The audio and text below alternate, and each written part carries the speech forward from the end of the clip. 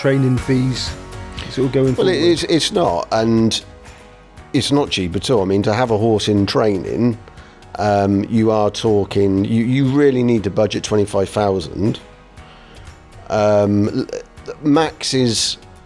Max's cost last year was just over 20,000. So by having that bad experience, it's made me more careful.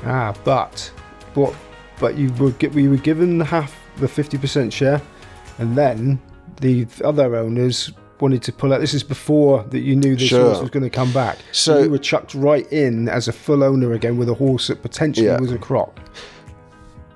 Yeah, basically. You took a leap of faith there, really. Well, what happened was... Well, thanks for joining us today. I'm in the company of Matt Mitter. Matt, you're the founder of One Careful Owner, previously known as Value Rater. Interesting concept based on your racehorse ownership, and people can sort of follow the progress of said racehorse ownership. But things haven't gone altogether smoothly in that respect, have they? No, so you can tell us a bit about the... You can say that again. That's an understatement. Firstly, it's good to see you. It's been a long time since we've sat down like this. A few years, actually, isn't it? A few years ago at Bath, Same with Bath, we sat down, did an interview then. But yeah, no, I suppose last time I saw you, Simon, Value Rater was doing a lot of investing into racecourse sponsorship, and over the last 10 years I've built a steady community of horse racing enthusiasts, and it was always kind of on my timeline, admittedly a few years later because of COVID, that I was going to look at horse race ownership, and that came about in, I guess, the beginning of 2022. To take you back to then, what happened was a couple of years previous, I'd met Andy Edwards, who of course is owner or joint owner of L'Homme Presse, Grade 1 winning horse, and it was at a time when I was on race courses basically on a daily basis doing a lot of paddock work.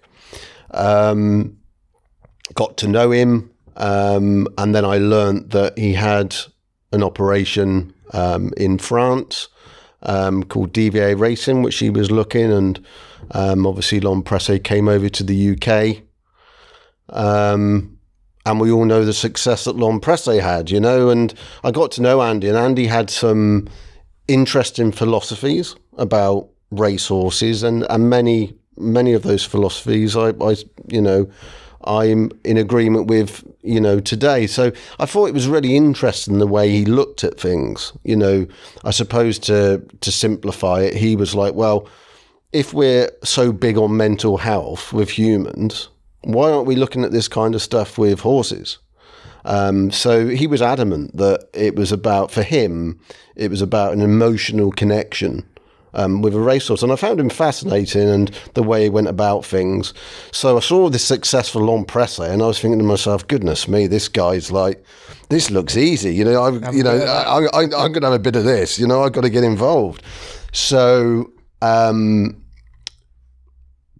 a period of time, there was continued conversations, and there was a horse in France, Perfect Le Scribe, unraced, and I saw a few videos in France of various horses that were over there, and she kind of took my eye, if you like. So she was an expensive enough purchase, considering she'd never run before. So me and Andy did a deal. I owned 50%. He was going to own the other 50%, and we brought her from France into Roger Teal's in Lambourne, and to be honest, it was negative from the start. She tied up when she first came over. She was quite weak, so we kind of said, let's give her the summer off and bring her back next year. That was the kind of agreement. But we could see the potential in her. I certainly could. Physically, she looked like she could potentially be quite a useful mare. So she went off on her summer holidays up in Gloucestershire, I think it was, where Andy kept a lot of his horses. And during this summer, I'm kind of busy in the background. I thought, let's do a project similar to the one we're going to be talking about today. So I'm running around organising the marketing, and you can imagine the resources and effort, that went in, and we're getting ready, we're getting the film crew ready. And then all of a sudden the phone calls were coming quickly, regular from Andy, and it was pretty bad news. And she was constantly lame. And no matter what was tried, we didn't seem to be making progress. And it became quite obvious to me that when we got into sort of August time, when, bearing in mind, we were going to have to get her into pre-training by, or really full training by September, it was obvious to me that it wasn't looking to happen. And Andy's great with horses. He's got a philosophy of a lot of patience. And that's where perhaps we differ slightly, is that I'm more like, go to the doctor and let's go private and get to the answer, rather than perhaps the cheaper options of how to go about things. So I happened to see Nicky Henderson on the TV. I can't remember what horse it was, but he was saying that he wanted one of his horses he couldn't get the bottom of, and it seemed a similar story to what I was going through. And he says, so in the end we had a bone scan. So I did the research and thought, what's this bone scan? It wasn't a cheap exercise, but the money we were spending, and I was like, well, let's just pay, at this stage, I'm £25,000 in, what's another 2,000? Let's find out kind of where we are.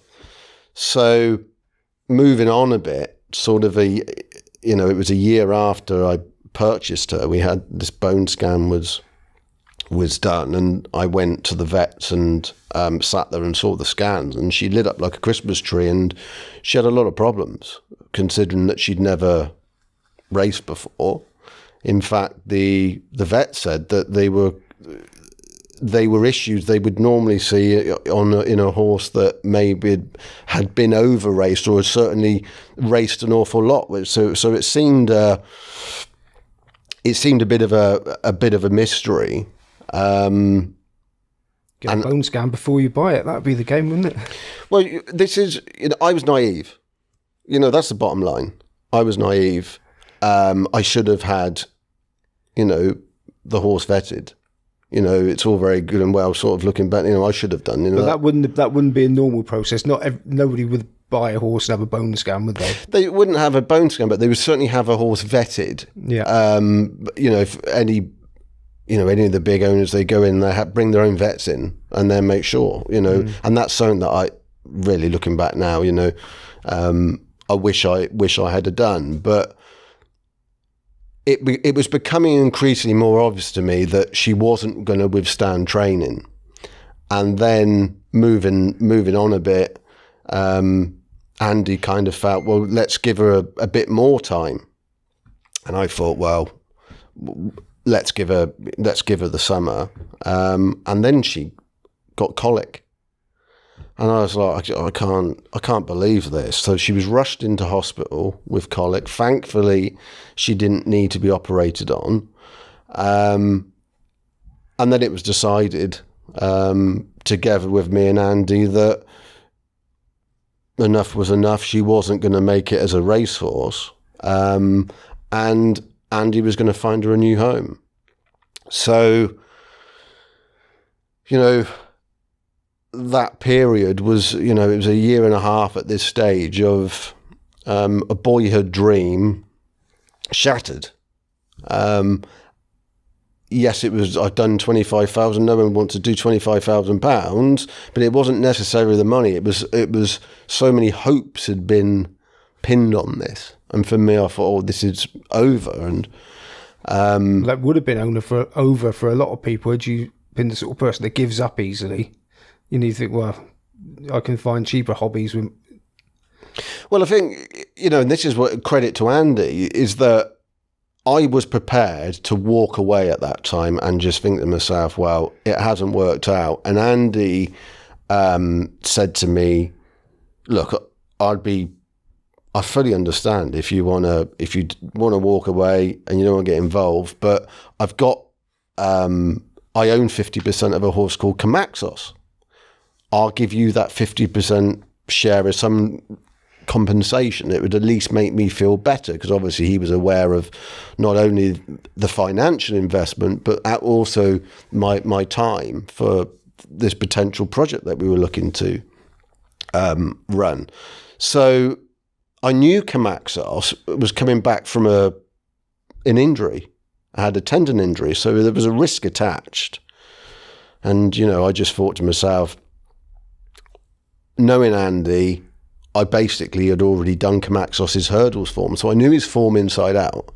And I always thought that he could have the potential to make a smart chaser. So I jumped at the chance and thought, right, let's, I'll take the 50%, But you're still following that 25 grand you've already done over a cliff, because it's not cheap, even 50% training fees. It's all going forward. Well, it's not, and it's not cheap at all. I mean, to have a horse in training, you are talking, you really need to budget 25,000. Max's cost last year was just over 20,000.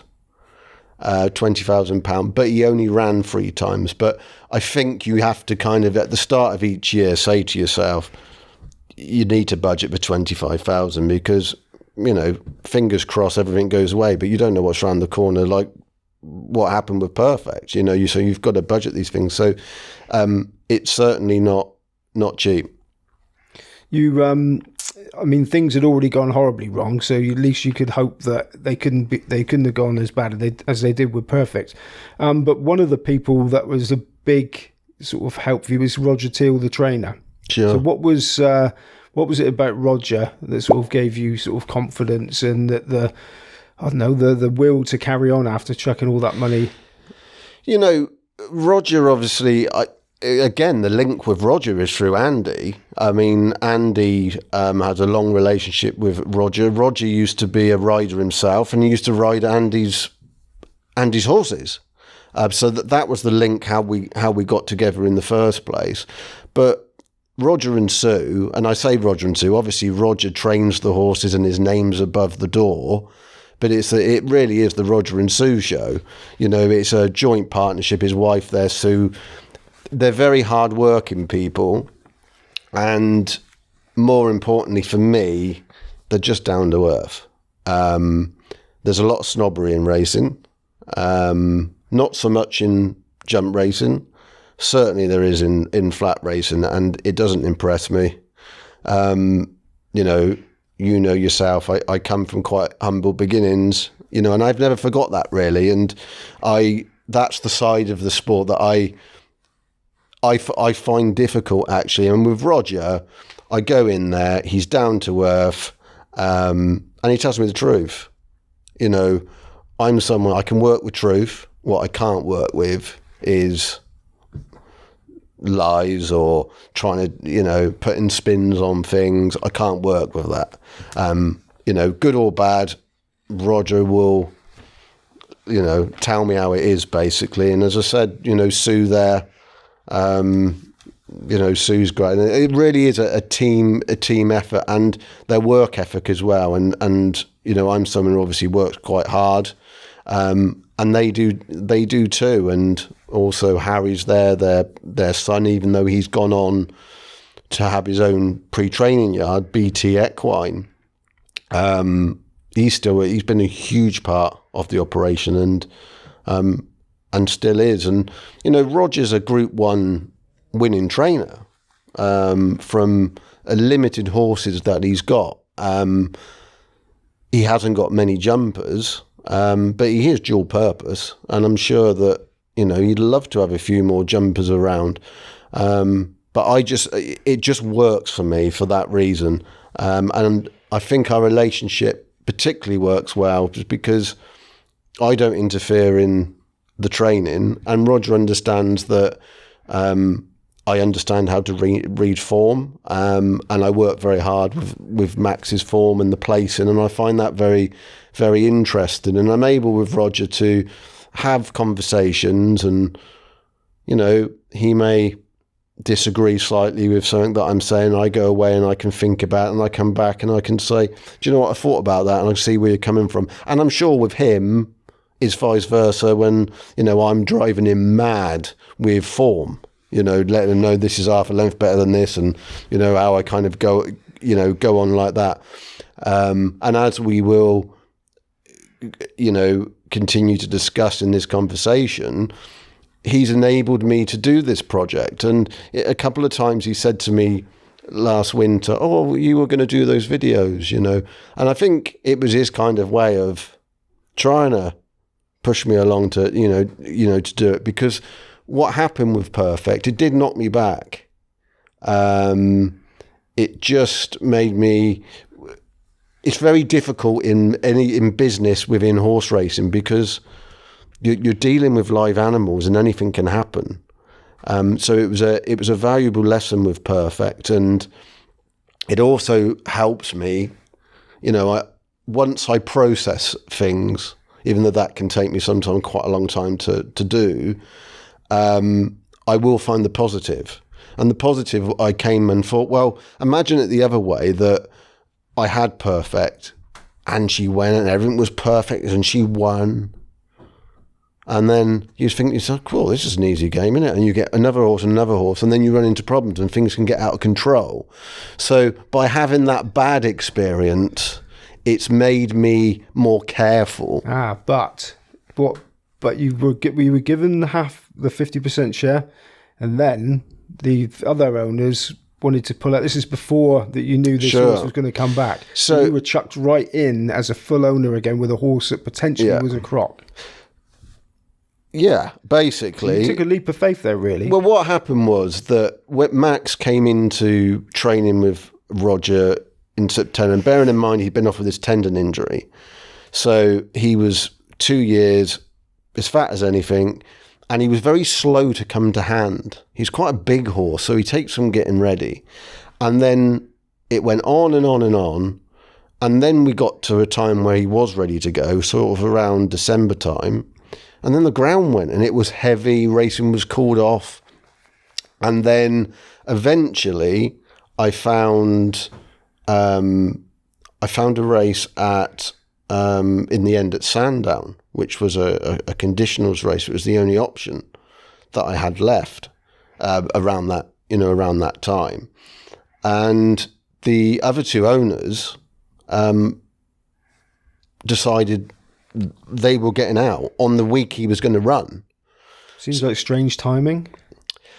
I don't know I don't know the ins and outs of the arrangement they had with Andy at the time when they purchased. You know, I'm not privy to that kind of information, but they decided that they were not going to be part of Camaxos anymore. So I was left in a situation where, like you said, we've got a horse here that his homework had been very pleasing. He looked like he retained all his ability. He's a very enthusiastic horse. He always wants to please you. So all those signs were there.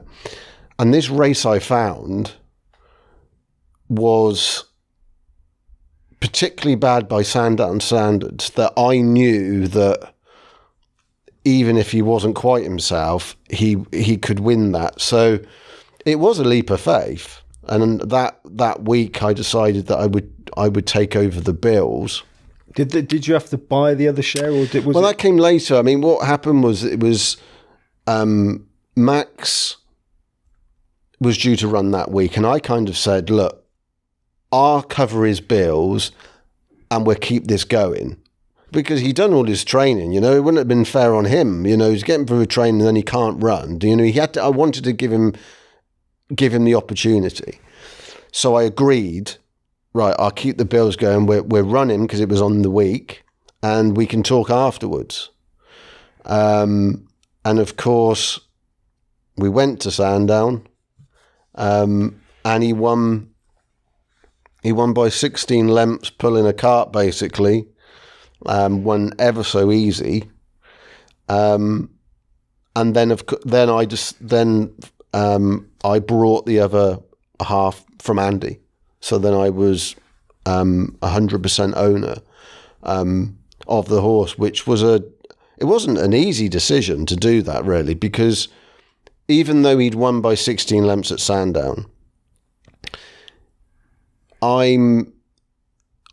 people were trying to kind of keep my feet on the floor and saying, you know, look, he's coming back after 2 years, don't expect too much. But I knew that the race he was in, he had to win that like he did, because his form before in Class 2 company was strong. And I was thinking, well, I'm going to find out if I've got a racehorse still here.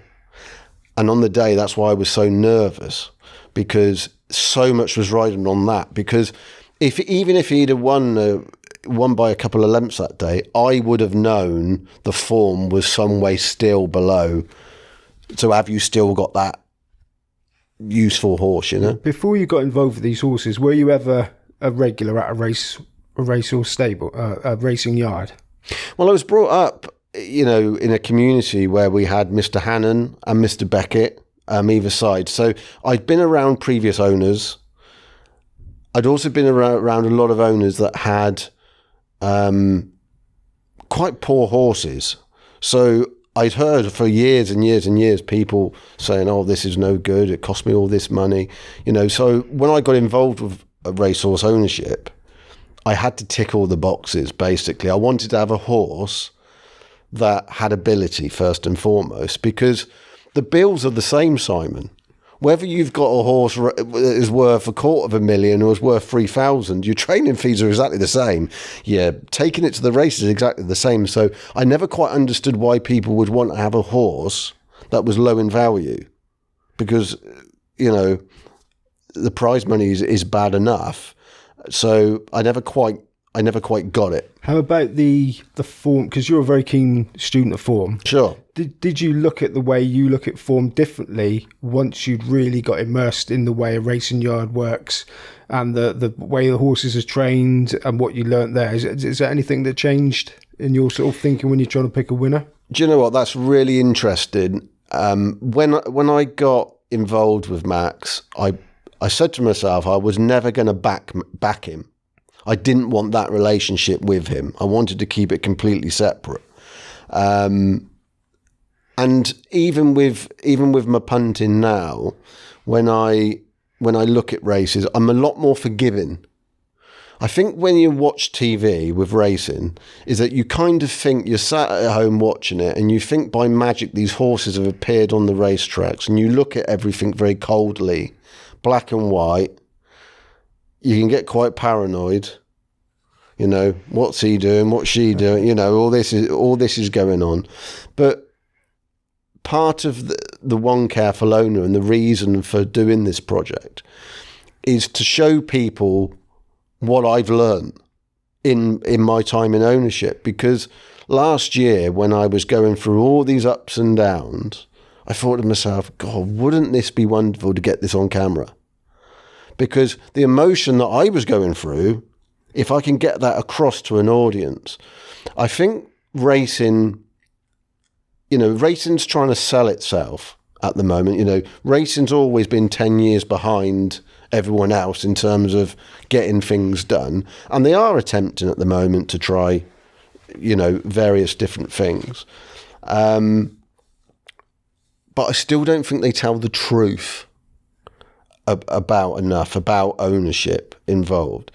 Yes, there's some great days, but let's look at some of the setbacks that goes on, because I think otherwise what you're going to have is people get involved in the sport into ownership.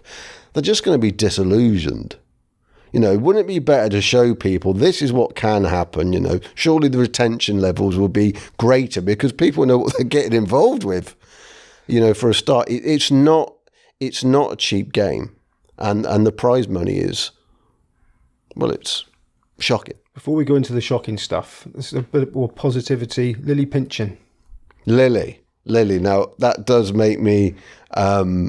Lilly does make me smile. I think Lilly is super talented. I was watching her last year. She lost her claim as a conditional, and she was the most improved jockey that I was watching. And I don't mean just in the conditionals. I mean amongst all the professionals. I think she's exceptionally good. You know, when it came about that we were going to have we were going to run Max in the conditionals race, well, it was a no-brainer for me. I knew exactly who I wanted. I thought, I want that Lilly Pinchin. And luckily, she had a relationship already with Roger. She'd ridden him a few winners. So she turned up on the day. I'd already walked the track myself, and it was really bad ground, but we had the best of it because it was the first race.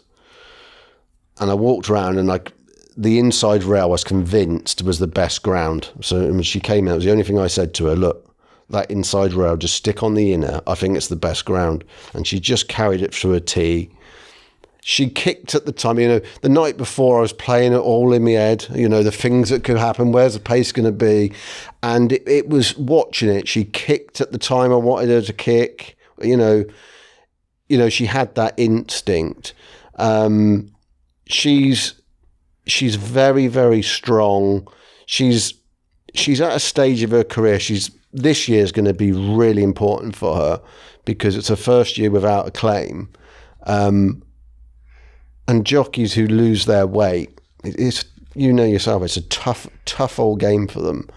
I say to anyone that was watching this, if you're an owner or a trainer, and you're not familiar with Lilly, just take it upon yourself to watch her next 5 rides from start to finish, and you'll get it. She keeps things simple. She strikes me as a forward-thinking jockey, which is ideal for Max because Max likes to get on with things. When you meet her, she's very personable, lovely girl, but when she's race riding, she's like a gangster. I've watched her out there, she's not intimidated by anyone or anything. And I really hope that things work out for her because I don't know her that well. I'm just getting to know her. I remember we went and had a coffee one day. And when you're driven yourself, you see it in people very quickly. And she's very driven. And I don't think Lilly will be happy just being a jockey that gets by. Now, talking about being driven or driving, 10 years link, just quickly, you are an a racing car driver. Yeah. So which is the most expensive sport? Well, that's a difficult question to answer, really. Both sports, you can spend ridiculous money at. I suppose I did motor racing as a pastime to switch off from business life, really. I would say you get more value from horse racing because it's the constant, like every week I'm in the yard and I'm seeing the horse, so I'm getting all that build up. With motor racing, it was rather like once a month you turn up for a weekend and you just got to hope you didn't get taken out on the first corner or something. But in comparison, I only did motor racing at a level. There's no cheap version of motor racing, but I was at the lowest end as you could, but you can spend what you like, and that applies with horse racing as well. But I think you certainly get more value from horse racing. So as far as a racing car driver goes, you were a careful one. So one careful owner. Yeah. Tell us a bit about how can people get involved. What's your idea behind? You're going to show people how it all works, but what's the idea behind it? So one careful owner is going to be myself once a week when I'm in Roger's yard, and I'm just going to do some video diary. So whatever's happening in the yard that day with Max, I'm going to film it, and it's going to go out onto YouTube. But if anyone is interested in following that journey, I would say that the best way to do it is to visit the website at valuerated.co.uk and sign up to our mailing list, because there's an added bonus from doing that, and that is on race days when Max is going to run, we're going to have a race preview, so people will get to know what myself and the trainer, and I'm going to do some video analysis of what I'm thinking about. So it'll be a lot more in depth, and it's completely free of charge. And my thoughts for doing that: firstly, I've always fancied having a go at growing an audience in YouTube. I've always fancied doing that. But, secondly, the reason I'm in the position I am today, and the reason I've got a racehorse, is thanks to my customers, ultimately, because they've invested in Value Racer over the years. And I've always been someone, I've done racecourse sponsorship, I'm now racecourse ownership. I've always been someone that's tried to invest and give back, and I just hope that customers will be able to see firsthand what goes on and really appreciate and enjoy the sport more. As I said, racing does have a habit, I think, of not quite telling how it is sometimes, but this will. This is going to be warts and all. It's not going to stop when there's some bad news. No, it will continue. And the great thing about this is, well, I say it's a great thing. It's a great thing for people watching, not necessarily me. I just don't know what's going to happen. I have no idea. Max is obviously coming. He's going to start his chasing career. He's always promised to be a better chaser, which is quite exciting when you think of the level that he achieved when he was hurdling. So I hope people follow that journey, and we've done a few pilot videos, and they've seemed to have gone down well. And it's really thanks also to Roger Teal and Sue Teal that they've been really open to me doing this. It's quite intrusive, saying I'm going to be in the yard, I'm going to film everything, and I think Roger and Sue, they're open to new ideas. So it's basically to follow the life of a racecourse. So it's Value Racer on YouTube with One Careful Owner. So on YouTube, it's under YouTube/One Careful Owner. But I say the best way is on the website at valuerator.co.uk. I say you just have to give your email address, and then every Sunday around 10 o'clock you'll get that week's video to say what's been happening that week. And also on race days when we're due to run, you'll find out. And also on actual days we race, you'll get a video analysis and an honest opinion on expectations on that day. Excellent. Well, it's a very exciting season to look forward to, Matt. Hope so. Let's hope so, Simon. Thank you. Thank you very much.